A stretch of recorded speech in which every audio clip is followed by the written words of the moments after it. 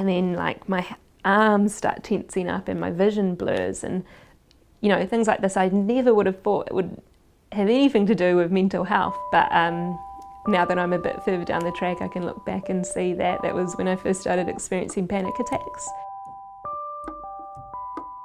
Hi, I'm Jody. I'm a mental health support worker, and this is my flat in Mount Victoria, Wellington.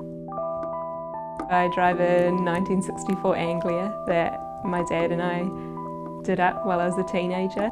It's not the most practical of things and sometimes gets me into a lot of drama, but there's nothing like driving around the Wellington beaches on a nice sunny day with the windows down. So I still find myself in really dark spots a lot of the time. I experience anxiety and depression, and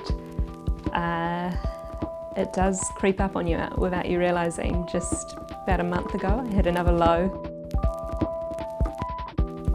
When I was growing up, I set some really high expectations of myself.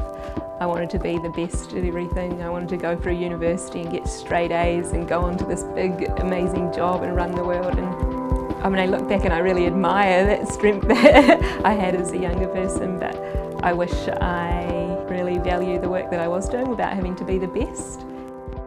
I think for a long time I tried to separate my mental health from any of my workplace or any of my professional experiences where I had to turn up and be Jody who could handle the world, and I'd just put my mental health in this little other patch and I'd deal with that when I got home, and that didn't really work.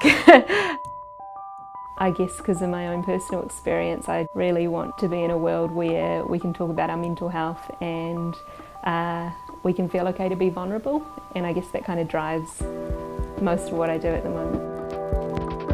I'm currently doing my Masters in Social Work. I work as a mental health supporter, and I'm a co-founder of the organisation Collaborate, which is a community studio to help people prioritise their wellbeing.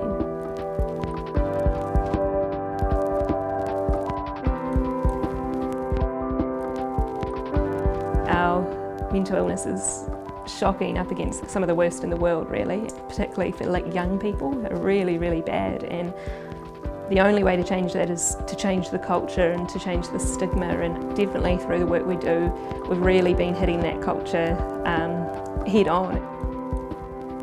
Working within mental health and surrounding it in my life, it's both amazing to have this personal experience to keep me going, but can also hit me hard when I'm surrounded by other people experiencing the same thing.